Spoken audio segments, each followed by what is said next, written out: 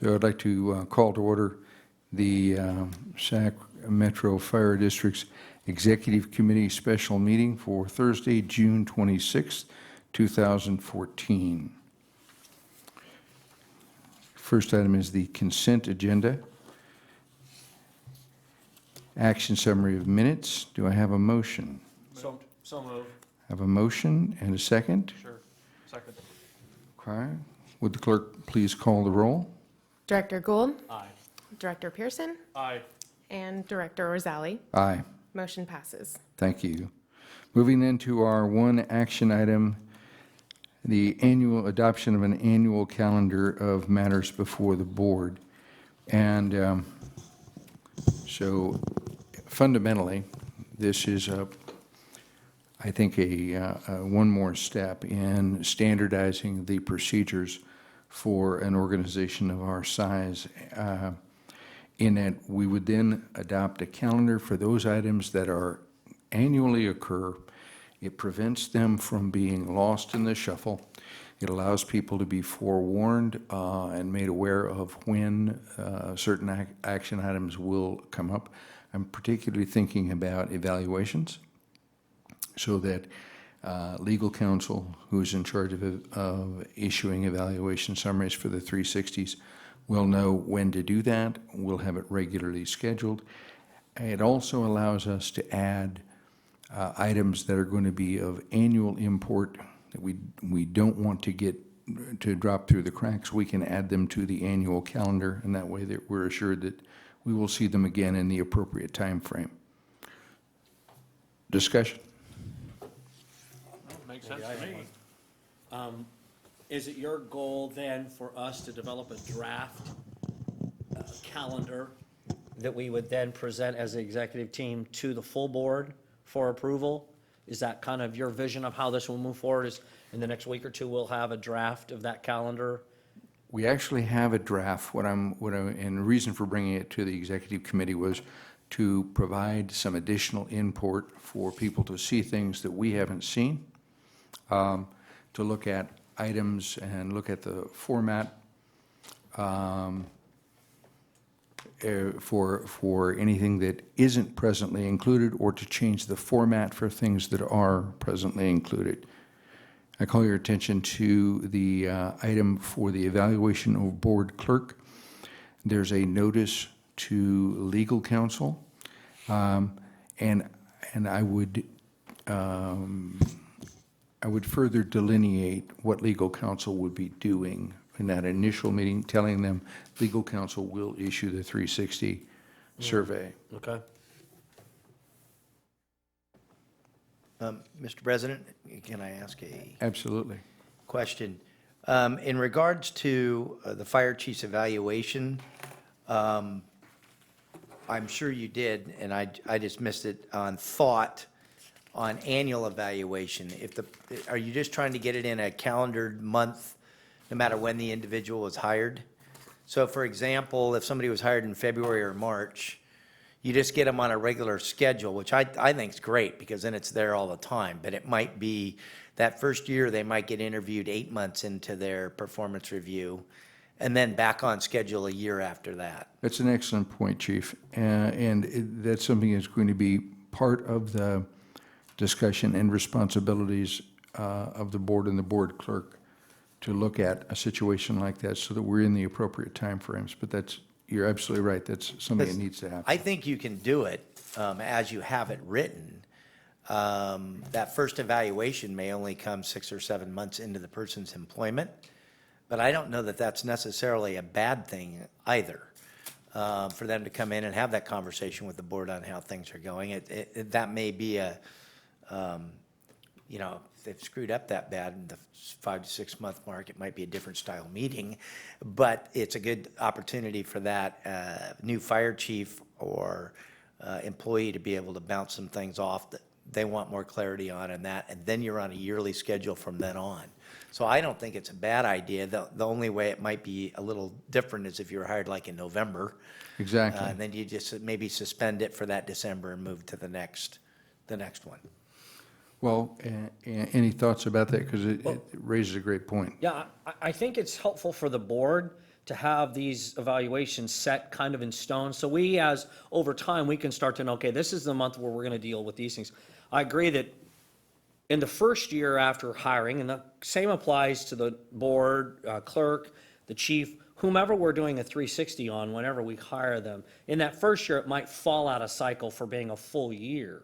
But I think we can make that easy adoption in that first year of hire, then get back to that annual. Because I think it's important for the 9 directors to know, okay, in this month, we're going to be doing these efforts and those kind of things. And puts 9 people on notice far enough in advance, which I think is your initial desire for this.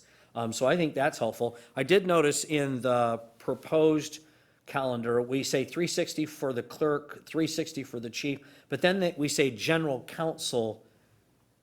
And so that evaluation is, are we evaluating general counsel? If you look there, it says general counsel evaluation closed session. Exactly. And the reason for that is this. General counsel's circumstance is truly different. They're not truly employees of the board. And the nature of what they do is so directly responsible to the board that it was the feeling that it might be something that was better handled by having, you'll notice in there that there are 2 annual reports to the board by legal counsel on litigation. That this would be a 3rd report to the board about and the board would devise its own method for evaluation, because there was just a feeling that in a 360, information that really wasn't germane might be, the 360 might not be the best way to evaluate what a consultant was doing. But now with that consultant, wouldn't we want to, at that 1-year mark, evaluate the cost effectiveness of what they're doing? I mean, could we take bids on would we do that every year? Or would we just, I mean, how would we compare that we're getting the most bang for our buck or that they're doing their job? And that's the exact reason that I brought this to the executive committee, to talk about those key points that ought to be considered before there's a full board adoption. Well, then, if that's the case, and I agree, and I appreciate the fact that they're not an employee, and so the evaluation tools and the process should be different. In that light, I would say then take what you've got listed in November and make it in September, and take the general counsel's evaluation and put it in November. And the point of that is have them do that litigation review and kind of give us a lay of the land and how that's going, and that will be their presentation. That will feed into, most likely, an annual evaluation of general counsel, because it sounds like litigation review would be a major element that they would be doing, and we would have basically 90 or 60 days to kind of look at their review and get some ideas, and then evaluate them after that. So it seems like those are just kind of out of order, both being important, but I would do the litigation review and then 2 months later do general counsel evaluation. So that on your proposed schedule, that's the only flip that I would see. Okay? To answer Director Pearson's issue in regards to getting the best bang for your buck, on general counsel, we have really there's 2 ways to go on that. You have their hourly rate. So when we picked general counsel, we went out, and I believe through HR, we put an RFP out for legal services on a variety of different disciplines. One of those, which is general counsel, and then you folks are the ones that select the general counsel. Realistically, you wouldn't want to be in a process of going out to bid every year. I think historically, and the president of the board I know has served on other boards as well, as I believe Dr. Gould has as well.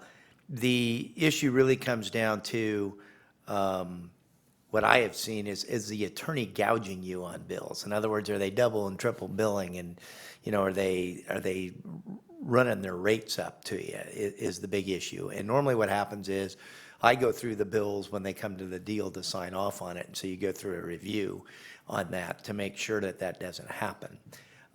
So I don't know that you would want to go out for a competitive bid as long as you were getting a good service and that was not occurring, or there was legal problems where the person was giving you bad advice and you decided that you wanted to release them the general counsel because of those types of issues.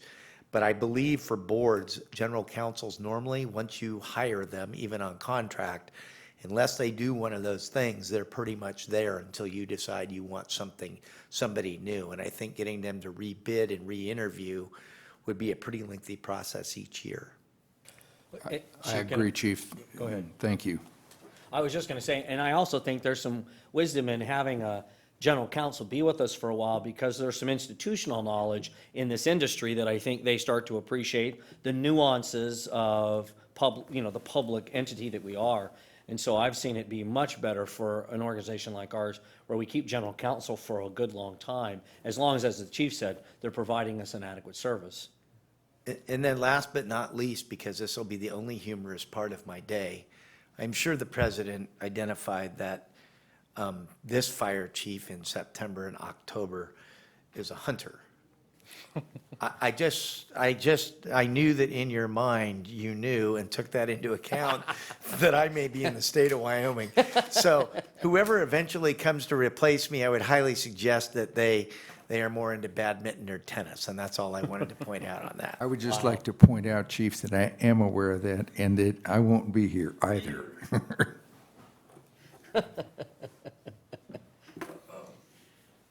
So, Randy, what's your pleasure, Mr. President? Are you asking for us to basically, with these changes, potentially then move this to an action item to the full board? Yes. In 2 weeks? Well, Yes. if that's the case, are we okay with flipping that litigation review in the month of September and the council's evaluation in November, just flipping those? I'm okay with it. I think that the one thing that I would add, that I do think that the board would need to spend some time, probably beginning with this body, to develop the criteria so that we have an internal review of costs. We have perhaps senior leadership feedback in a 360 format. And we develop a criteria that legal counsel can in fact respond to when they make their presentation.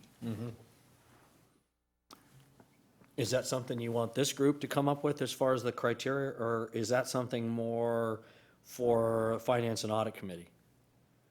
Well, I think it's probably this body that would be developing that. Okay. And with the input of the support of the board clerk, I'd be willing to work on developing that and bringing that as a separate component back to this body. Okay. So with that, then, If this is an action item, I make a motion we adopt with the changes as required, and then move it to the full board. do I have a second? Yeah. I have a motion and a second. Would the clerk please call a roll? Director Gould, Aye. Pearson, Aye. and Orzali. Aye. Motion passes. And with that, seeing no further action, the next meeting is to be arranged, and this meeting is adjourned.